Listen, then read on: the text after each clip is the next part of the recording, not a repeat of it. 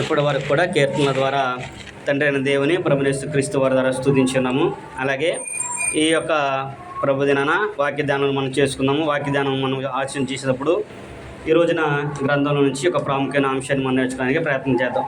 మూల వాక్యముగా పరిచయ భాగంగా రోమిలకు రాసిన పత్రిక 7వ అధ్యాయము 25వ వచనం కనుక మనం చదువుకున్నట్లయితే, పరిచయ భాగంగా అపోస్తలుడైన పౌలు గారు రోమిలకు రాసిన పత్రిక 7వ అధ్యాయము 25వ వచనం మనం చదువుకుంటే, ఇక్కడ పౌలు గారు అంటున్నాడు, మన ప్రభు అయిన యేసుక్రీస్తు ద్వారా దేవునికి కృతజ్ఞతాస్తుతులు చెల్లించుచున్నాను. కాగా మనస్సు విషయంలో నేను దైవ నియమమునకును, శరీర విషయంలో పాప నియమమునకును దాసుడనై ఉన్నాను అనే విషయాన్ని జ్ఞాపకం చేస్తున్నాడు. ఇక్కడ 2 నియమాల గురించి పౌలు గారు తెలియపరిచినట్లుగా మనము చూడగలము. ఏమంటున్నాడు ఇక్కడ? మనసు విషయంలో అయితే దైవ నియమమునకు, అలాగే శరీర విషయం అయితే పాప నియమమునకు నేను దాసుడనై ఉన్నాను అనే విషయాన్ని జ్ఞాపకం చేస్తున్నాడు. ఇదే విషయం గురించి అపోస్తలుడైన పౌలు గారే ఫిలిప్పీలకు రాసిన పత్రిక 2వ అధ్యాయము 5వ వచనం కూడా చదువుకున్నాం.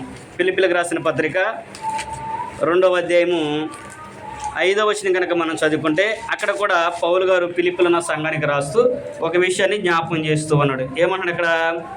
క్రీస్తు యేసునకు కలిగిన ఈ మనసును మీరు కలిగి ఉండడి. ఫిలిప్పీ పత్రిక 2వ అధ్యాయము 5వ వచనము. ఇక్కడ కూడా అంటున్నాడు ఆయన, క్రీస్తు యేసునకు కలిగిన మనసు మీరు కూడా కలిగి ఉండుడి అనే విషయాన్ని ఇక్కడ పౌలు గారు జ్ఞాపకం చేస్తున్నాడు. అక్కడ ఏమన్నాడు? రోమపత్రికలో మనసు విషయంలో అయితే దైవ నియమమునకు, శరీర విషయం అయితే పాప నియమమునకు నేను దాసుడనై ఉన్నాను అనే విషయాన్ని చెబుతున్నాడు. మనసు అయితే దేవుని వైపు ఉంది, దేవుని నియమానికి లోబడాలని ఉంది. కానీ శరీరం అయితే పాప విషయంలో లోబడేట్లుగా నన్ను దాసునికి చేస్తుంది అనే విషయాన్ని జ్ఞాపకం చేశాడు. ఇక్కడ ఫిలిప్పీలోకి వచ్చేసరికి అక్కడ ఉన్న క్రైస్తవులకు ఆయన అంటున్నాడు, మీరందరూ కూడా క్రీస్తు యేసును కలిగిన మనసును మీరు కూడా కలిగి ఉండండి. అంటే యేసుక్రీస్తు ప్రభువారికి ఎలాంటి మనసు అయితే ఉందో అలాంటి మనసును కలిగి ఉండండి అనే విషయాన్ని జ్ఞాపకం చేస్తున్నాడు. ఈరోజు మనం నేర్చుకోబోయే పాఠ్యాంశం పేరు మనసు. మనసు అనే విషయాన్ని గురించి మనము ఆలోచించేద్దాము. దేవుడు మానవునికి భౌతిక దేహానికి కొన్ని కోరికలను ఇచ్చాడు. భౌతికంగా మనకున్న శరీరాన్ని బట్టి శరీరంలో కొన్ని కోరికలు అనేవి ఆయన ఇచ్చాడు. అలాగే మనలో ఉన్న ఆత్మకు కూడా దేవుడు ఒక నియమాన్ని పెట్టాడు. మన ఆత్మకు కూడా కొన్ని నియమాలు అనేవి ఉన్నాయి. అవి ఏంటి అని మనం ఆలోచిస్తే, మన శరీరానికి ఆహారం ఎలాగ అవసరమో, అలాగే వస్త్రాలు ఎలాగ అవసరమో, భోజనం మనకి ఎలాగ అవసరమో, వస్త్రాలు ధరించుకోవడానికి, అలాగే గృహం ఎలాగ అవసరమో, కోరికలు ఎలాగైతే ఉన్నాయో అలాగే ఆత్మ కూడా కొన్ని కోరికలను దేవుడు పెట్టాడు. అందులో మనసు అనేది ఒకటి ఉంది. మనసు అనే దానికి అర్థం ఏంటి అంటే ఆలోచనలకు కేంద్రము. మనసు అంటే ఆలోచనలకు కేంద్రము. రెండవది మనస్సాక్షి. మనస్సాక్షి అంటే ఏంటి? తప్పు ఒప్పులను ఎత్తి చూపించే కేంద్రం అనమాట. తప్పు ఒప్పులు. మనస్సాక్షి ఏమిటంటే, నువ్వు భౌతికంగా తప్పు చేసినప్పుడు కూడా నీ మనసు ఏం చేస్తుందంటే, నీ మనస్సాక్షి ఏం చేస్తుందంటే నేను గద్దిస్తూ ఉంటుంది. నువ్వు చేసేది తప్పు అని గద్దించేదాన్ని మనస్సాక్షి అని అంటారు. దాన్ని తప్పు ఒప్పులకి కేంద్రంగా ఉంది అనే విషయాన్ని తెలియపరుస్తున్నాడు. మూడవది ఆలోచన చేసినట్లయితే హృదయానికి కూడా మన యొక్క ఆత్మకు హృదయం కూడా ఉంది. ఆ హృదయం దేనికి కేంద్రం అంటే భావోద్వేగములకు కేంద్రము అనే విషయాన్ని ఇక్కడ మనము చూడగలము. ఈ సందర్భంలో మనము మనసును గురించి ఆలోచన చేసినప్పుడు మనసు దేనికి కేంద్రం అంట? ఆలోచనలకు కేంద్రము. అంటే మనసు ఆలోచన కేంద్రం అంటే మనసు అంటేనే ఆలోచించేది, అనుభూతి చెందేది, గ్రహించేది అనే విషయంలాగా చెప్పుకుంటూ పోతే చాలా విషయాలను కూడా మనం చూడగలము. చాలా విషయాల్ని తెలియపరుస్తూ ఉంటుంది. అయితే ఈ సమయంలో మనము మనసు యొక్క అక్కడ ఆల్రెడీ మనసును తెలుసుకోవడానికి కూడా శాస్త్రవేత్తలు ప్రయత్నం చేస్తూ ఉన్నారు. అంటే మనిషి యొక్క మనసులో ఏముందో తెలుసుకోవడానికి కూడా ప్రయత్నం చేస్తూ ఉన్నారు. అందులో భాగంగానే మనస్తత్వ శాస్త్రం అనేది ఒకటి ఉంది. రెండోది నాడీ శాస్త్రం అని అంటారు. నాడీ శాస్త్రం అంటే తెలుసా? ఇంతవరకు పూర్వం డాక్టర్లు జ్వరం వచ్చినప్పుడు ఏం చేసేవాళ్ళు? శతస్కోపులు ఏమి ఉండే కాదు. ఎలా చూసుకునేవాళ్ళు? చెయ్యి పట్టుకొని నాడిని చూసి తెలుసుకునేవాళ్ళు. అంటే ఈయనకి జ్వరం వచ్చింది, లేకపోతే పలానా చోట ఇదిగా ఉంది, పలానా ఇదిగా ఉందని చేసేవాడు. అలాగే మనిషి యొక్క మనసులో కోరికలను కూడా ఏంటో తెలుసుకోవాలని ఈ యొక్క శాస్త్రాన్ని కూడా వాళ్ళు కలిగి ఉన్నట్లుగా మనము చూడగలము. కాబట్టి మానవులమైన మనకి కొన్ని ఆలోచనలు ఉంటాయి, మనకు కూడా మనసు ఉంటుంది. ఆ మనసు మనం ఏం చేస్తామంటే మనకు నచ్చినట్లుగా మనం ప్రయత్నం చేస్తూ ఉంటాం, మనకు నచ్చినట్లుగా మనము జీవించాలనుకుంటాం. మన మనసుకు ఏదనిపిస్తే అది చేస్తాము. అది తప్ప ఒప్పు అనేది మనం ఆలోచించాం, కానీ మనసుకు నచ్చిందే చేస్తాము అనే విషయాన్ని మనకందరికి కూడా తెలుసు. ఈ సమయంలో దేవుడు ఏం కోరుకుంటున్నాడంటే మీరు మనసు విషయంలో దైవ నియమానికి లోబడి ఉండండి. పౌలు గారు చెప్పాడు కదా, మనసు విషయంలో అయితే నేను దైవ నియమమునకు దాసునై ఉన్నాను అంటాడు. అంటే నీ మనస్సాక్షిని అడుగు, నీ మనసును అడుగు, నువ్వు చేసేది తప్ప రైటా అని, అప్పుడు నీకు తెలుస్తుంది. అందుకనే మనసు చాలా ప్రాముఖ్యమైనది అనే విషయాన్ని జ్ఞాపకం చేస్తున్నాడు. దేవుడు కూడా తన మనసుని ఎలా ఉంది, ఎలా ఉంచాడు అనే విషయాన్ని కూడా జ్ఞాపకం చేస్తూ ఉంటాడు. దేవుని యొక్క మనసు ఎక్కడుందో, ఎలా ఉండదో అనే విషయాన్ని కూడా జ్ఞాపకం చేస్తున్నాడు. మనం చూసినట్లయితే రాజుల మొదటి గ్రంథం కనుక మనం చదువుకుంటే, రాజుల మొదటి గ్రంథము 9వ అధ్యాయము, రాజుల మొదటి గ్రంథంలో మనం చదువుకున్నట్లయితే 9వ అధ్యాయంలో కనుక మనం చదువుకుంటే, రాజుల మొదటి గ్రంథము 9వ అధ్యాయం మనం చూసినట్లయితే 9వ అధ్యాయం 1-2 నుంచి మనం చదువుకుంటే, రాజైన సొలొమోను దేవుణ్ణి వేడుకున్న విషయాన్ని గురించి ఇక్కడ మనము చూడగలము. ఏమంటున్నాడు ఇక్కడ? సొలొమోను యెహోవా మందిరమును రాజనగరును కట్టుటయు తాను చేగునదంతయు చేయుటయు ముగించిన తర్వాత గిబియోనులో ప్రత్యక్షమైనట్లు రెండవ మారు యెహోవా సొలొమోనుకు ప్రత్యక్షమై అతనితో ఇలాగ సెలవిచ్చెను, నా సముఖమందు నువ్వు చేసిన ప్రార్థన విన్నపములను నేను అంగీకరించితిని. ఆల్రెడీ మొదటిసారి గిబియోనులో దేవుడు సొలొమోను గారికి దర్శనమిచ్చాడు. సొలొమోనుకు ప్రత్యక్షమయ్యి కనిపించి మాట్లాడాడు. అక్కడ సొలొమోను గారు దేవుని కొన్ని వేడుకున్నాడు, అవి జరిగినాయి.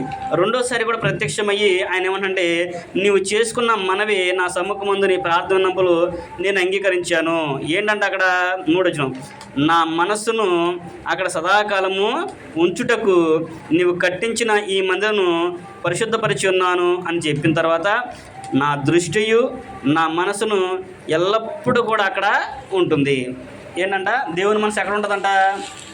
సొలొమోను గారు కట్టించిన దేవాలయం దగ్గర ఉంటుంది. సొలొమోను గారు యెరూషలేములో దేవునికి దేవాలయాన్ని కట్టాడు. అది ఎవరి కోరిక అంటే తన తండ్రి అయిన దావీదు గారి కోరిక. దావీదు గారు దేవునికి మందిరం కట్టాలనుకున్నాడు, కానీ దేవుడు అన్నాడు, నీ వద్దయ్య, నీ చేతులు రక్తంతో నిండి ఉన్నాయి కాబట్టి నీ కుమారుడిని కట్టించుకోవడానికి చెప్పన్నాడు. అదే విషయాన్ని అక్కడ సొలొమోను గారు చెప్పిన తర్వాత సొలొమోను గారు దేవుని యొక్క మందిరాన్ని కట్టించాడు. ఆ కట్టించేటప్పుడు సొలొమోను గారు దేవునికి విజ్ఞాపన చేశాడు, అంటే ప్రార్థన చేశాడు. ఏమని ప్రార్థన చేశాడంటే, దేవా, నీవు ఈ భూమి మీద నివాసం చేయమని నాకు తెలుసు, అయితే ఆకాశం నీ సింహాసనము, భూమిని నీ పాదపీఠము, నేను కట్టే ఈ మందిరం నీకు ఏ పాటిది, కాబట్టి నువ్వు దీంట్లో నివాసం చేయడం నాకు ఖచ్చితంగా తెలుసు. అయితే నేను చేసుకునే మనవి ఏంటంటే, ఈ యెరూషలేము మందిరం దగ్గరకు వచ్చి, లేదంటే యెరూషలేము మందిరం వైపు చూసి ఎవరైతే ప్రార్థన చేస్తారో వారి ప్రార్థన నువ్వు ఆలకించాలి, వాళ్ళకి ప్రత్యుత్తరం నువ్వు దయచేయాలి అనే విషయాన్ని సొలొమోను గారు దేవుడికి అడిగినప్పుడు దేవుడు కూడా ఆయన ఓకే అని చెప్పేసి అన్నట్లుగా మనం చూడగలం. అందుకని అన్నాడు, నా కనుదృష్టి నా మనసును ఇక్కడ నిలుపుదును అని చెప్పాడు. ఎలా నిలిపాడు అనేది మనం చూసినట్లయితే మనకు ఉదాహరణ కూడా ఉన్నాయి. దానియేలు గ్రంథంలో మనం చదువుకున్నప్పుడు దానియేలు గారికి ఒక శాసనం నియమించబడింది. ఏమని? నెబుకద్నెజరు తప్ప ఎవరికి కూడా ప్రార్థన చేయకూడదు, ఏ దేవునికి మొక్కకూడదు అనేది నియమం ఇచ్చారు. ఎవరైనా అలా మొక్కినట్లయితే కనుక వారిని సింహాల బోన్లో పడాలని చెప్పేసి వాళ్ళు ఒక శాసనాన్ని నియమించారు. అట్టి శాసనం సంతకం చేయబడని దానియేలుకి తెలిసినప్పటికి కూడా దానియేలు గారు ఏం చేశాడంట, తన ఇంటిపైకి వెళ్ళి మేడగది కిటికీలు యెరూషలేము వైపు తీసుకొని దేవునికి ప్రార్థించినట్లుగా మనము చూడగలము. అంటే ఆయన యెరూషలేము వైపున్న కిటికీ తలుపులు తీసి ఆ వైపుగా దేవునికి ప్రార్థించినప్పుడు దేవుడు ఆయన మనవిని అన్నట్లుగా మనము గమనించగలము. కనుక దేవుడు పాత నిబంధన కాలంలో తన భక్తులతో ఒక నియమాన్ని ఏర్పాటు చేసుకున్నాడు. ఆ నియమం ప్రకారంగా ఆయన వారితో ఉన్నాడు. అదే విషయాన్ని అక్కడ జ్ఞాపకం చేస్తున్నాడు. నా మనసు నా కనుదృష్టి ఆ దేవాలయం మీద ఉంటుంది అని అన్నాడు. ఇప్పుడు వచ్చేసరికి దేవుడి నియమాన్ని మార్చుకున్నాడు. అక్కడే ఉందా ఆయన నియమంటే, ఇప్పుడు దేవుని మనసు అక్కడే ఉంది, కనుదృష్టి అక్కడే ఉందంటే ఇప్పుడు ప్రపంచంలో ఉన్న ప్రతి ఒక్కరు కూడా ఎక్కడికి వెళ్ళాలి? యెరూషలేము దేవాలయం దగ్గరికి వెళ్ళాలి. యెరూషలేము వెళ్ళాలంటే మాటలా, కానీ వెళ్ళలేం. అందుకని దేవుడు తన నియమాన్ని మరలా ఎక్స్చేంజ్ చేసి ప్రజలకు ఎలా అయితే అనుకూలంగా ఉండదో అలాగే దాన్ని ఆయన మనకి ఇచ్చినట్లుగా చూడగలము. అందుకనే తర్వాత కాలంలో యెషయా గ్రంథంలో 26వ అధ్యాయము 3వ వచనం కనుక మనం చదువుకుంటే, యెషయా గ్రంథము 26వ అధ్యాయము 3వ వచనం మనం చదువుకుంటే ఆయన అంటాడు, ఎవడైతే నీ మనసును ఆనుకొని ప్రార్థిస్తారో వాడిని నువ్వు కాపాడమని చెప్పేసి కాపాడతామనే విషయాన్ని కూడా జ్ఞాపకం చేస్తూ ఉంటాడు. యెషయా గ్రంథము 26వ అధ్యాయము 3వ వచనం కనుక మనం చదువుకుంటే అక్కడ ఆ విషయాన్ని మనకి జ్ఞాపకం చేస్తూ ఉంటాడు.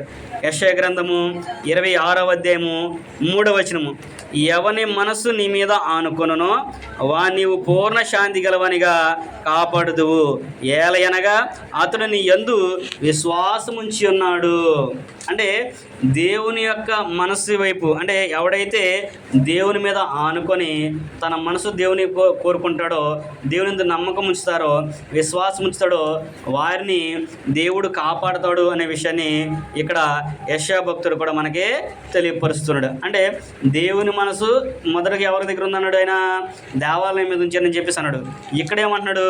ఎవడైతే నా మనసుకు ఆనుకొని, అంటే నన్ను ఆనుకొని నేను చెప్పినట్లు చేస్తారో వారిని నేను కంపల్సరీగా కాపాడుతాను, వాడు నా యందు విశ్వాసం ఉంచాడు కనుక నేను అతన్ని కాపాడుతాననే విషయాన్ని తెలియపరుస్తున్నాడు. ఇప్పుడు దేవుడు ఒకవేళ తన మనసును అసలు దేవాలయం మీద కాకుండా అలాగే మనుషుల మీద కూడా కాకుండా ఆయన తీసుకుంటే ఏమో జరిగింది?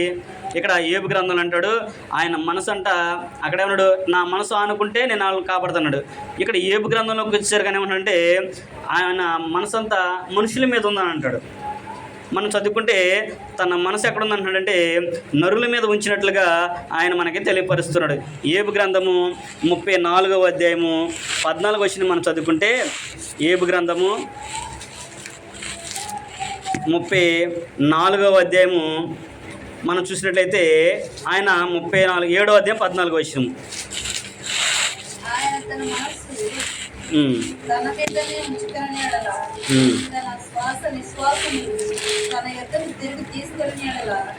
నరుల శరీరులందరూ కూడా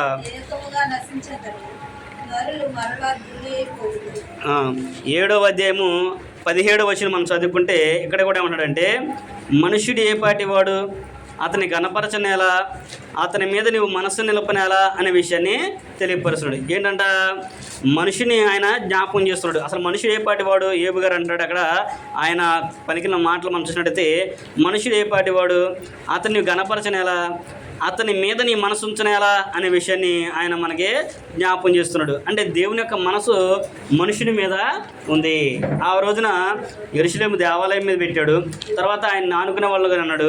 ఇప్పుడైతే దేవుని మనసు మనుషుల మీదనే ఉంచేటట్లుగా ఆయన మనకి తెలియపరుస్తున్నాడు. అంటే మన మనసే మన దగ్గర ఆయన మనసు అంతా కూడా ఉంది. క్రొత్త నిబంధనలో అందుకనే పౌలు గారి ద్వారా తెలియపరుస్తాడు, మీ దేహము దేవునికి ఆలమై ఉన్నదని తెలియదా?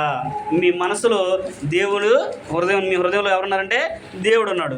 మన మనసు దేవుని యొక్క కేంద్రంగా ఉంది అనే విషయాన్ని ఇక్కడ మనకి జ్ఞాపం చేస్తున్నాడు. కనుక దేవుడు ఒకవేళ తన మనసు కనుక తన దగ్గర తీసుకున్నాడు అనుకో, శరీరులందరూ కూడా ఏకముగా నశించిపోతారు.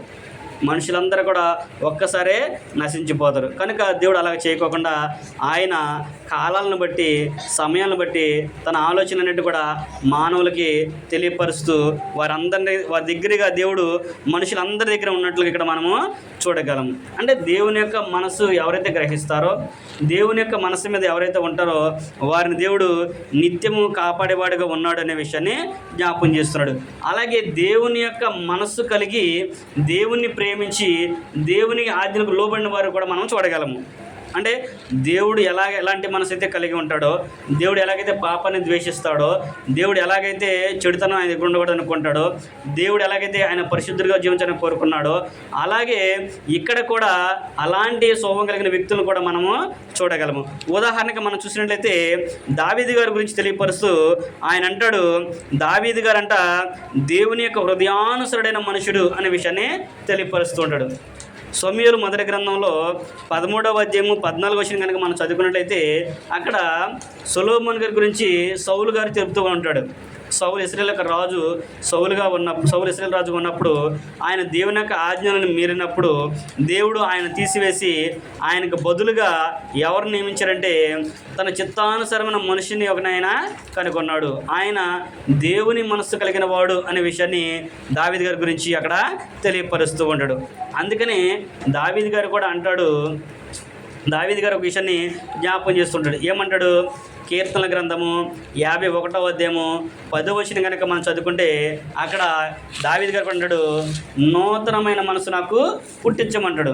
నూతన హృదయమును, నూతనమైన మనసు నాకు, స్థిరమైన మనసు నాకు పుట్టించమని చెప్పేసి దావీదు గారు దేవుని వేడుకున్నట్లుగా మనము చూడగలము. అంటే తను దేహం విషయంలో పాప నియమానికి దాసుడు ఉన్నాడు కాబట్టి ఆయన అంటే నాకు నూతనమైన మనసుని దయచేయమని చెప్పేసి దేవుణ్ణి వేడుకున్నట్లుగా మనము చూడగలము.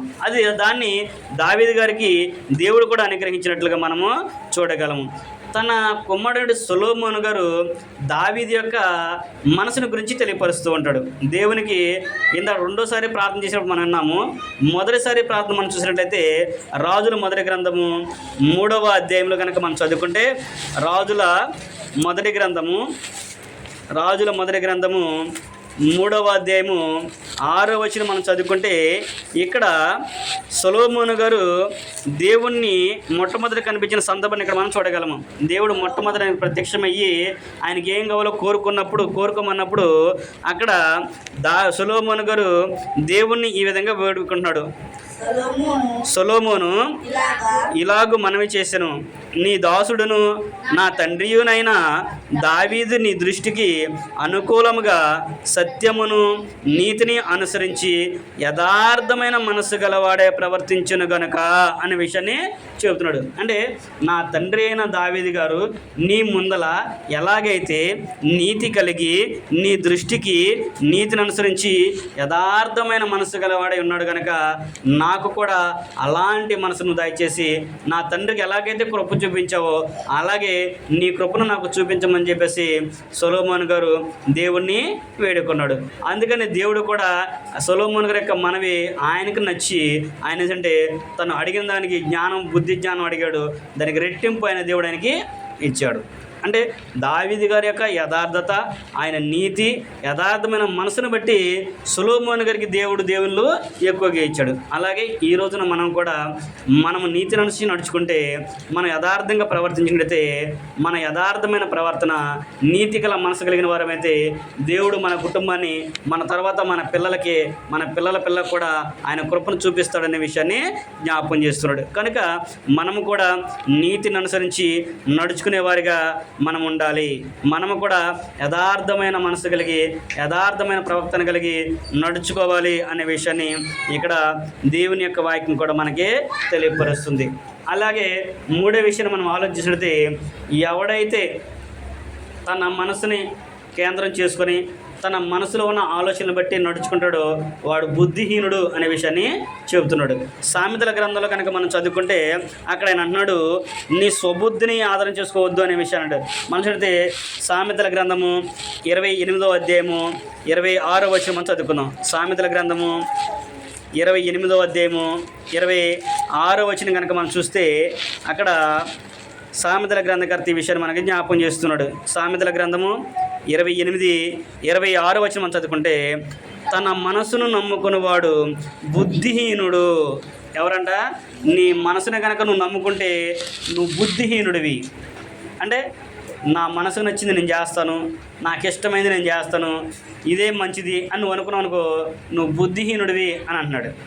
మరి ఏం చేయాలి అంటే దేవుని యొక్క మనసు తిరిగి దేవుని చిత్త ప్రకారంగా మనము చేయాలి. అందుకే ఇక్కడ జ్ఞాని అయిన సొలొమోను గారు కూడా సామెతలను రాసిన ఆయన కనుక ఆయన కూడా అంటే తన మనసును నమ్ముకున్నవాడు బుద్ధిహీనుడు కనుక నీ బుద్ధిని నువ్వు నీ యొక్క మనసు నువ్వు ఆధారం చేసుకోవద్దు అనే విషయాన్ని కూడా జ్ఞాపకం చేస్తున్నాడు. అలాగే నీ మనసులో కనుక నీవు గర్విస్తే దేవుడు నిన్ను తీసివేస్తాడు అనే విషయాన్ని కూడా తెలియపరుస్తాడు. నీ మనసులో అంటే చాలామంది మన ఆలోచన ఎలా ఉంటాయంటే ప్రార్థనకి వెళ్తాం కానీ మన మనసు అంతా ఎక్కడ ఉంటుంది? పిల్లలైతే కాలేజీల మీద, స్కూళ్ళ మీద, ఆటల మీద ఉంటుంది. పెద్దవాళ్ళ ఆలోచన ఎలాగంటే ఇంటికాడ వంటల మీద, లేకపోతే బట్టల మీదో, లేకపోతే నాటికల మీదో, అంటే వారు మనిషి ఇక్కడ ఉంటారు కానీ మనసంతా కూడా వేరే ఆలోచనలో ఉంటుంది, వేరే విధంగా తిరుగుతూ ఉంటుంది. అందుకని ఇక్కడ అన్నాడు నీ మనసు నువ్వు నమ్మొద్దు, నీ మనసు నమ్ముకున్నాడు తన మనసు నమ్ముకున్నాడు బుద్ధిహీనుడు అనే విషయాన్ని జ్ఞాపకం చేశాడు. ఒకవేళ నువ్వు పైకి కనపడకపోయినా కానీ నీ మనసులో కనుక నువ్వు గర్వించావనుకో దేవుడు దానికి తగిన బుద్ధిని కూడా ఆయన మనకి చెబుతాడు. అలాగే దానియేలు గ్రంథంలో మనం చూసినప్పుడు నెబుకద్నెజరు రాజు గారిని కూడా దేవుడు మానవ బుద్ధి మనసుకు బదులుగా పశువుల యొక్క మనసును ఆయనకి దయచేశాడు. ఏం చేశాడంటే ఆయన నెబుకద్నెజరు తన మనసున గర్వించాడు. 4వ అధ్యాయం మనం చదువుకుంటే దానియేలు గ్రంథంలో 4వ అధ్యాయం మనం చూస్తే నెబుకద్నెజరు కలగంటాడు. ఏ కలగంటాడు? ఆయన పెద్ద చెట్టు ఉంది, ఆ చెట్టు కింద అనేక పక్షులు, అనేక మంది జనాలు, జంతువులన్నీ కూడా విశ్రాంతి తీసుకుంటూ ఉన్నాయి. కానీ అనుకోకుండా ఒక రోజున ఆ చెట్టు అంతా కూడా నరికి వేయబడింది. దాని కింద ఉన్న పక్షులు అన్నీ కూడా ఎగిరిపోయినాయి. ఆ కళ ఆయనకి అర్థం కాకపోతే దానియేలు గారికి చెప్తే దానియేలు గారు దాని భావాన్ని చెప్పినప్పుడు దీని యొక్క భావము నీ శత్రువు కలుగును గాక అనేసి దావీదు గారు అన్నాడు. ఏదైనా సరే నువ్వు దాచకుండా నాకు చెప్పని చెప్పేసి నెబుకద్నెజరు అన్నప్పుడు రాజా నీవు మానవుని యొక్క మనసును తీసేసి నీ యొక్క మనసును మార్చుకుంటున్నావు, సర్వోన్నతుడైన దేవునికి నువ్వు వ్యతిరేకంగా ఆలోచన చేస్తున్నావు కనుక నీ మనసు మార్చుకో, నీతి నేను అనుసరించి నువ్వు నడుచుకో అని చెప్పేసి దానియేలు నెబుకద్నెజరుతో చెప్పినప్పుడు ఆయన ఏదైతే చెప్పాడంటే దానియేలు గారు ఏదైతే చెప్పాడో దాని యొక్క భావం యొక్క స్థితి తర్వాత నెబుకద్నెజరుకి జరిగింది. ఏం జరిగింది? ఆయన ఒక రోజున తన నగరంతా కూడా చూస్తూ నేను కాబట్టి ఈ నగరాన్ని ఇంత అద్భుతంగా కట్టించాను. ఎవరో నెబుకద్నెజరు రాజు, ఆయన బబులోను రాజు అనమాట. బబులోను రాజ్యాన్ని ఆయన కట్టించిన నేను కాబట్టి ఈ దేశాన్ని ఇంత అద్భుతంగా కట్టించాను, నేను కాబట్టి ఈ నగరాన్ని ఇంత అద్భుతంగా తీర్చిదిద్దాను, నేను కాబట్టి ఈ ప్రజలందరినీ కూడా కాపాడుతానని చెప్పేసి ఆయన తన మనస్సులోనే గర్వించాడంట. అంటే బయటకు కూడా అనలేదు, తన మనస్సులోనే అనుకున్నాడు. వెమ్మటనే అసలు ఆయన అట్లా అనుకున్నాడో లేదో ఆయన్ని ప్రజలందరూ కూడా జనాల్లో ఉండకుండా అడవిలోనికి నెట్టేసినట్లుగా మనము చూడగలము. ఆయన 7 కాలాలు మానవుని యొక్క మనస్సులు కాకుండా పశువుల యొక్క మనసు కలిగి ఉన్నట్లుగా మనము చూడగలం. 4వ అధ్యాయము 16వ వచనం కాడి నుంచి మనం చదువుకుంటే దానియేలు గ్రంథంలో ఆ విషయాలన్నీ కూడా దానియేలు గ్రంథము 4వ అధ్యాయంలో ఆ విషయాలన్నీ కూడా అక్కడ ఉంటాయి. అప్పుడు దానియేలుకి నెబుకద్నెజరు మరలా తన తప్పును తెలుసుకొని దేవుణ్ణి మరలా వేడుకున్నప్పుడు దేవుడు మరలా ఆయనకి మానవ మనసును దయచేస్తే మరలా ఆయన వచ్చినట్లుగా మనము చూడగలము. అంటే దీన్ని బట్టి మనం ఏం నేర్చుకోగలమంటే ఒకవేళ నీవు నీ మనసును గర్వించినప్పటికి కూడా దేవుడు దాన్ని విడిచిపెట్టడు, నీ మనసులో నువ్వు అనుకున్నప్పుడు కూడా దేవుడు దానికి తీర్పు తీరుస్తాడు అనేది ప్రతి ఒక్కరు కూడా గ్రహించాలి. దేవుని యొక్క మనసెరిగి దేవుని యొక్క చిత్తాన్ని బట్టి మనం నడుచుకోవాలనేది దేవుని యొక్క ఉద్దేశము, దేవుని యొక్క చిత్తమై ఉన్నది. అలా కాకుండా మనం గనక మనకు నచ్చినట్లుగా మన ఇష్టానుసారంగా మనం జీవించాలనుకోండి దేవుడు దానికి ఈ ఫలితాన్ని ఇస్తాడనే విషయాన్ని కూడా మనము చూడగలము. అలాగే దేవునికి ఇష్టం లేని కార్యాలు కూడా ఉన్నాయి, దేవునికి మనసు లేని కార్యాలు కూడా ఉన్నాయి. అంటే మనుషులు చేసే యొక్క పనులు దేవునికి మనసు ఉండదంట. అంటే మనం ఒక ప్రార్థన చేసామంటే, ఆరాధనకి వెళ్ళామంటే, పాట పాడామంటే, లేదంటే వాక్యం చదివామంటే అది దేవుడు తన మనసు పెట్టి వినాలి. ఆ ఆయనకి మనసు పెట్టినాడు అనుకో దానికి మనకు ప్రతిఫలాన్ని ఇస్తాడు. ఒకవేళ దేవుడు మనం వినలేదనుకో దానికి ప్రతిఫలం దొరికిద్దా? దొరకదు. అంటే దేవునికి ఇష్టం లేని కార్యాలు కూడా మానవులు చేస్తారు. దేన్ని బట్టి చేస్తారంటే మనకు నచ్చిందని, మనకిష్టమని, నలుగురికి నచ్చిందని చెప్పేసి చేసేవాళ్ళు చాలామంది ఉన్నారు. కానీ దేవుడైతే అలాంటిదని ఏమాత్రం కూడా లెక్క చేయడు. అందుకని దేవునికి మనసు ఆయన అంటాడు, అసలు నాకు మిమ్మల్ని మీ మాటలు వింటారు నాకు మనసు లేదు, మీరు నా యొద్ద నుంచి వెళ్ళిపోండి అనే విషయాన్ని కూడా మనం చూడగలము. ఆమోసు గ్రంథంలో మనం చదువుకున్నట్లయితే ఆమోసు గ్రంథము 5వ అధ్యాయము 23వ వచనం చూసినట్లయితే మనము అక్కడ ఆమోసు గ్రంథంలో కూడా ఆమోసు ప్రవక్త ద్వారా దేవుడు ఒక విషయాన్ని మనకి జ్ఞాపకం చేస్తున్నాడు.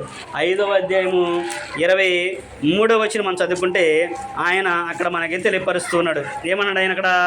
5వ అధ్యాయము 23వ వచనము, మీ పాటల ధ్వని నా యొద్ద నుండి తొలగనీయుడి, మీ స్వరమండలముల నాదం వినుట నాకు మనసు లేదు అనే విషయాన్ని చెబుతున్నాడు. ఏంటంట, ఇక్కడ ఇశ్రాయేలీలు యూదులందరూ కూడా దేవునికి చాలా మంచి పనులు చేస్తున్నారు. వాళ్ళు ఏం చేస్తారంట? చాలా గొప్ప పనులు చేస్తున్నారు. అంటే వాళ్ళకి నచ్చినవి, దేవుడు మెచ్చినవి కాదు, వాళ్ళకి నచ్చినవి చేస్తున్నారు. కానీ దేవుడు వాటన్నిటిని కూడా అసలు నాకు ఇష్టం లేదు ఇవన్నీ కూడా అనే విషయాన్ని చెబుతున్నాడు. ఏమన్నాడు అక్కడ? 20వ అధ్యాయం 20వ వచనం నుంచి మనం చదువుకుంటే, యెహోవా దినము నిజముగా వెలుగై ఉన్నది కదా, వెలుగు ఏమాత్రం లేక అది కారు చీకటిగా ఉండదా? మీ పండుగ దినములను నేను అసహించుకొనుచున్నాను, వాటిని నీచముగా ఎంచుచున్నాను. మీ వ్రత దినములో కలుగు వాసన నేను ఆగ్రహింపనలను, నాకు దహన బలులను నైవేద్యములను మీరు అర్పించినను నేను వాటిని అంగీకరింపను. సమాధాన బలులుగా మీరు అర్పించు క్రొవ్వు పశువులను నేను చూడను. మీ పాటల ధ్వని నా యొద్ద నుండి తొలగనీయుడి, మీ స్వరమండలముల నాదం వినుట నాకు మనసు లేదు అనే విషయాన్ని చెబుతున్నాడు. అంటే స్వరమండలములతో కలిపి వాళ్ళు పాటలు పాడుతున్నారు, అంటే వాయిద్యాలు వాయిస్తూ పాటలు పాడుతున్నారు. ఆ పాటలు వినడానికి ఆయనకు మనసు లేదు, అంటే దేవునికి మనసు లేదు. ఏట్లు పెట్టి వాడితే స్వరమండలము అంటే సితార, డప్పు, అలాగే వాయిద్యాలు, మ్యూజిక్స్ కానీ ఇవన్నీ పెట్టి వాళ్ళు పాడుతూ ఉన్నారు. అప్పుడు దేవునికి ఆయనకి వాళ్ళు పాడే పాటలకి దేవునికి మనసు లేదు, వాళ్ళు పాట వినటానికి మనసు లేదంట. ఎందుకని? అంతే అన్నాడు, మీ స్వరమండలముల నాది ఉంటే నాకు మనసు లేదు, నా దగ్గర నుంచి తీసేయండి అని అంటారు. వాళ్ళు ఏం చేస్తున్నారు అంటే అక్కడ చెబుతాడు, దావీదు వలె పిచ్చి పాటలు పాడుతున్నారు అంటాడు.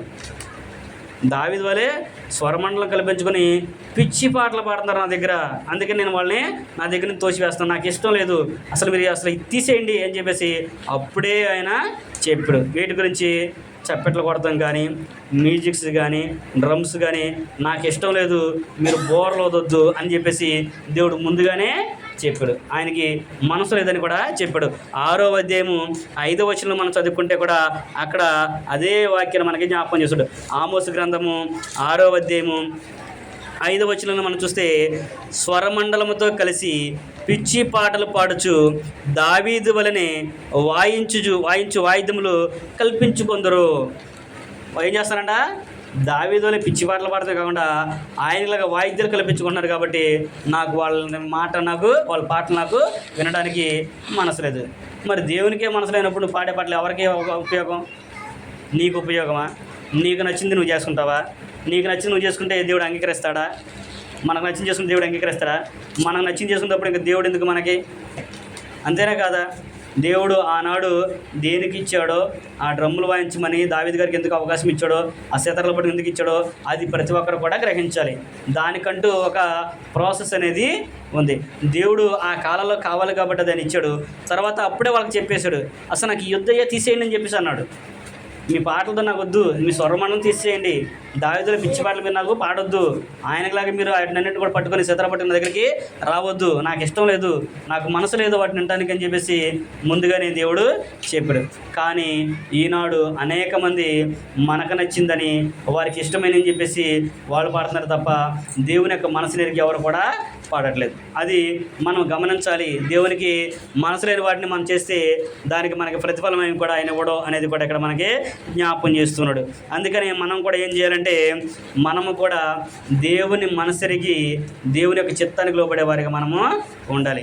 సత్యాన్ని అడ్డగించే వారిగా కాకుండా సత్యాన్ని అనుసరించి నడుచుకునే వారిగా ఉండాలి. లేదనుకోండి దేవుని యొక్క కోపము, దేవుని యొక్క ఉగ్రత మన మీదకి వచ్చింది, మనకి దేవుడు కీడుని కలిగిస్తాడు. అందుకని క్రొత్త నిబంధనలో కూడా పౌలు గారు ఒక సందర్భాన్ని మనకి జ్ఞాపకం చేస్తుంటాడు. తిమోతికి రాసిన మొదటి పత్రిక 6వ అధ్యాయము 5వ వచనం కనుక మనం చదువుకున్నట్లయితే, ఎన్నే ఎంబ్రే అనేవాళ్ళు దేవుని యొక్క వాక్యాన్ని ప్రకటన చేయనీకోకుండా వారు అడ్డుపడుతున్నారు అనే విషయాన్ని అక్కడ పౌలు గారు తిమోతి గారికి చెప్తాడు. ఏమన్నాడు? తిమోతికి రాసిన మొదటి పత్రిక 6వ అధ్యాయంలో మనం చూసినట్టయితే, తిమోతికి రాసిన మొదటి పత్రిక 6వ అధ్యాయము 5వ వచనంలో అయితే ఏమంటాడంటే, చెడిపోయిన మనస్సు కలిగి సత్యహీనులై దైవభక్తి లాభసత్తుకున్న మనుషులు వ్యర్థములు కలుగుచున్నది అని చెప్పేసి చెబుతూ ఉన్నాడు. అలాగే తిమోతికి రాసిన 2వ పత్రిక 3వ అధ్యాయము 8వ వచనము 3:8 అంటాడు, ఎన్నే ఎంబ్రే అనువారు మోషేను ఎదిరించినట్టు వీరును చెడిన మనసు కలిగి విశ్వాస విషయంలో భ్రష్టులై సత్యమును ఎదురింతురు. ఏమడిగారంట? వాళ్ళు చెడిపోయిన మనసు కలిగిన వాళ్ళు అనేసి చెప్తున్నారు. ఎవరంట? ఎన్నే ఎంబ్రే అనేవాళ్ళు చెడిపోయిన మనసు కలిగి, వాళ్ళు ఎలాగైతే మోషే గారు చెప్పినప్పుడు దేవుని యొక్క మాట నిరాకరించారో ఈనాడు కూడా కొంతమంది ఉన్నారు. కనుక మీరు జాగ్రత్త కలిగి చెడిపోయిన మనసు కాకుండా యథార్థమైన ప్రవర్తన కలిగి మీరు నడుచుకోవాలి అనేది అక్కడ తిమోతి గారు పౌలు గారి ద్వారా అక్కడ మనకి తెలియపరుచుడు. కనుక మనము కూడా మంచి మనసు కలిగిన వారిగా మనము ఉండాలి. దేవుని అనుసరించి నడుచుకునే వారిగా మనము ఉండాలి. మనము ఎలాంటి మనసు కలిగి ఉండాలంటే నీతి గల మనసు కలిగేవారై ఉండాలి అనే విషయాన్ని కూడా తెలియపరుస్తున్నాడు. మనం చూసుకున్నట్లయితే తిమోతికి పేతురు రాసిన రెండవ పత్రిక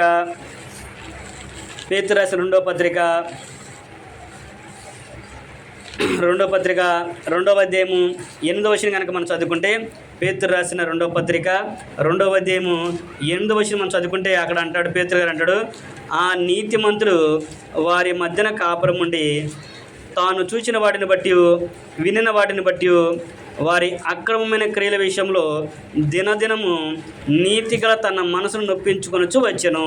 ఎవరి గురించి చెప్తున్నాడంటే లోతు గారి గురించి ఇక్కడ జ్ఞాపకం చేస్తున్నాడు. లోతు గారు సొదొమ గొమొర్రా పట్టణంలో నివసించిన వ్యక్తి.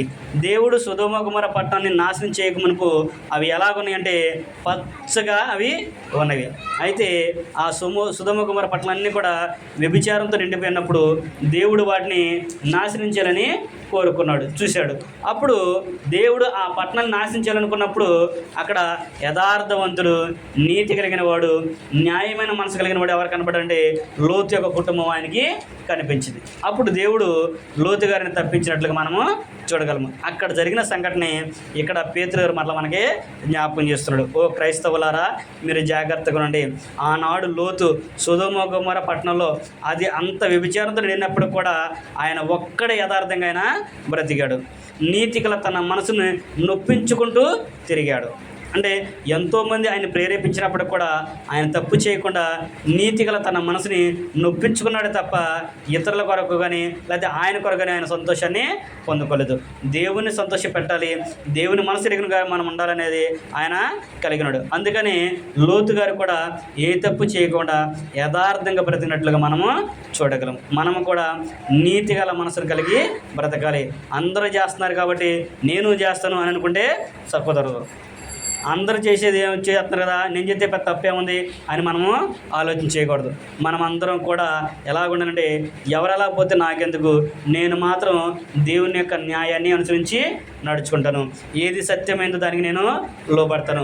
యథార్థమైన మనసు కలిగి నేను జీవిస్తాను. నీతి గల ప్రవర్తన కలిగి నేను నడుచుకుంటాను అనే విషయాన్ని లోతు గారు చెప్పినట్లుగా మనము కూడా యథార్థమైన మనసు కలిగి నడుచుకోవాలి అనే విషయాన్ని జ్ఞాపకం చేస్తున్నాడు. ఇప్పటి వరకు కూడా మనసు అనే దాని గురించి మనం ఆలోచించేసాము. మనసు అంటే ఆలోచనలకు కేంద్రము. మనిషి ఇక్కడ ఉంటారు కానీ మనసు అంతా కూడా ఎక్కడెక్కడో ఉంటుంది. కానీ దేవుడు అంటున్నాడు, నీ మనసును, నీ దేహాన్ని, నీ శరీరం అంతా కూడా దేవునికి ఆరాధన ఇచ్చినప్పుడు ఒక్కచోటే నువ్వు ఉండాలి. నీ మనసు అంతా కూడా ఇక్కడే ఉండాలి. దేవుని యొక్క మనసుల గురించి కూడా గ్రంథం మనకి తెలియపరిచింది. ఏం తెలియపరిచింది? దేవుని మనసు ఎక్కడుందంట? మొదటిగా మనం చూసినప్పుడు సొలొమోను గారు దేవుని వేడుకున్నట్లుగా దేవాలయం కట్టినప్పుడు దేవాలయం వైపు తన మనసుని, తన హృదయాన్ని దేవుడు నిలిపాడు. ఆ రోజు ఎవరైతే యెరూషలేము తట్టు వాళ్ళు తిరిగి ప్రార్థన చేస్తారో దేవుడు వారి యొక్క ప్రార్థన, వారి యొక్క మొరని ఆలకించేవాడు. తర్వాత యెషయా భక్తుడు అన్నాడు, ఎవరైతే తన మనసుని దేవుని వైపు తిప్పుకొని దేవుని ఆనుకొని మంచి విశ్వాసం కలిగి జీవిస్తారో వారిని ఆయన కాపాడుతాను అనే విషయాన్ని చెప్పాడు. అంటే మన మనసుని తీసుకెళ్ళి దేవుని మీద పెట్టాలి. దేవుని మీదే మన ఆలోచన అంతా ఉండాలి. మన కనుదృష్టి, మన ఆలోచన అంతా కూడా దేవుని మీద ఉంటే మనము విశ్వాసం కలిగినాం అనుకో, అప్పుడు ఆయన మనల్ని కాపాడుతాడు అనేది తెలియపరిచాడు. మూడోది విషయం అంటే యోబు గారితో అంటాడు, నా మనసు అంతా కూడా మానవులతోనే ఉంచాను, మనుషుల మధ్యలోనే నా మనసు అనేది ఉంది. అందుకని క్రొత్త నిబంధన అనేది మనుషుల యొక్క మనసుల మీద ఆయన రాశానంటాడు. ఇర్మియా గ్రంథం మనం చదువుకుంటే 31వ అధ్యాయము 33వ వచనం మనం చదువుకుంటే, వారి మనసులలో నా ధర్మ విధులను ఉంచెదను, వారి మనసు మీద వాటిని నేను రాస్తాను అనే విషయాన్ని దేవుడు చెప్పాడు. అంటే క్రొత్త నిబంధన మన హృదయం అనే పలక మీద రాయబడింది. మన మనసులో దేవుని యొక్క మాటలు రాయబడి, మన మనసు దేవునికి ఆలయమై ఉన్నది, అంటే మన దేహం దేవునికి ఆలయమై ఉన్నదనే విషయాన్ని కూడా ఆయన జ్ఞాపకం చేశాడు. అలాగే దేవుని మనసు కలిగిన వ్యక్తులు మనము చూసాము. అందులో దావీదు గారు దేవుని హృదయానుసారుడైన మనుషుడు. దేవుని యొక్క మనసు ఎలాంటిది ఎరిగి ఆయన తగినట్లుగా దావీదు అలాగా జీవించాడు. అలాగే దావీదు గారు కుమారుడు సొలొమోను గారు కూడా దేవుని మనసును ఎరిగి దేవుని యొక్క ఆజ్ఞలకు, దేవుని యొక్క చిత్తానికి లోబడి దేవుని యొక్క దీవెనలు పొందుకున్నట్లుగా మనము చూసాము. అలాగే ఈనాడు మనం కూడా ఎలాంటి మనసు కలిగి ఉండాలంటే యథార్థమైన మనసు కలిగి ఉండాలి, నీతి గల మనసు కలిగి మనము ఉండాలి. దేవునికి ఎలాంటి మనసు అంటే ఇష్టం ఉండదు అంటే చెడిపోయిన మనసు అంటే దేవునికి ఇష్టం ఉండదు. గర్వించే మనసు అంటే ఆయనకి ఇష్టం ఉండదు. నీ హృదయంలో నువ్వు కనుక హెచ్చించుకున్నావు అనుకో, దేవుడు దాన్ని తగ్గిస్తాడు అనే విషయాన్ని కూడా అక్కడ మనకి జ్ఞాపకం చేయబడింది. చివరిగా ఒక వచనం చదువుకుని మనం ముగించుకుందాము. మనం చూసినట్లయితే కొరింథీయులకు రాయబడినటువంటి 2వ పత్రిక 11వ అధ్యాయము 3వ వచనం కనుక మనం చదువుకుంటే, జాగ్రత్తగా ఉండండి మీ మనసు విషయంలో అనే విషయాన్ని కూడా జ్ఞాపకం చేస్తున్నాడు. కొరింథీయులకు రాయబడిన 2వ పత్రిక 11వ అధ్యాయం మనం చదువుకుంటే, కొరింథీయులకు రాసిన 2వ పత్రిక 11వ అధ్యాయము 3వ వచనం మనం చదువుకుంటే అక్కడ ఆయన అంటాడు, సర్పము తన కుయుక్తి చేత హవ్వను మోసపరిచినట్లు మీ మనసులను చెరుపుబడి క్రీస్తు ఎడలనున్న సరళత నుండి, పవిత్రత నుండి ఎట్లయినను తొలగిపోవనేమో అని భయపడుచున్నాను. ఏంటంట పౌలు గారు, నేను భయపడుతున్నాను మీ నిమిత్తం. ఎందుకంటే మీరు క్రీస్తుని గురించి, ఆయన యొక్క సరళతను గురించి, ఆయన యొక్క జ్ఞానాన్ని గురించి, ఆయన పవిత్రతను గురించి మీరు తెలుసుకున్న తర్వాత సర్పము ఎలాగైతే తన కుయుక్తి చేత హవ్వను మోసం చేసిందో అలాగే ఈనాడు కూడా అనేకులు మిమ్మల్ని మోసం చేస్తారు. జాగ్రత్తగా ఉండండి. ఆనాడు హవ్వని సర్పం ఎలా మోసం చేసిందంట? అప్పటి వరకు ఏదైనా తోటలో తిరిగింది కదా, ఆదాముతో పాటు అవ్వమ్మ తిరిగిందా లేదా? ఇద్దరు కూడా అప్పటి వరకు కూడా దేవుడు చెప్పినప్పుడు ఆజ్ఞాపించాడు, మొదటగా ఈ పండు తినొద్దన్నాడు. అప్పటి వరకు వాళ్ళు తిరుగుతూనే ఉన్నారు, ఆ పండును కూడా చూస్తూనే ఉన్నారు. కానీ అపవాది వచ్చి ప్రేరేపించేంత వరకు కూడా ఆ పండు వాళ్ళకి అంత ప్రత్యేకమైనదిగా ఆమెకి కనిపించలేదు. ఎప్పుడైతే అపవాది వచ్చి నువ్వు ఆ పండు తినొద్దన్నాడా, ఆ పండు తింటే మీరు దేవదూతల వల్ల ఉంటారని చెప్పన్నారో, అప్పుడు ఆ పండు మీద ఆమెకి మనసు అనేది వెళ్ళింది. అలాగే ఈనాడు కూడా నువ్వు సత్యం తెలుసుకొని సువార్తకు విధేయుడు అయ్యి రక్షణ పొంది ప్రభువుని అంగీకరించావు అనుకో, నువ్వు ప్రభు దగ్గర ఉన్నప్పుడు అనేక మంది నిన్ను ప్రేరేపిస్తూ ఉంటారు. ఏమంటారు?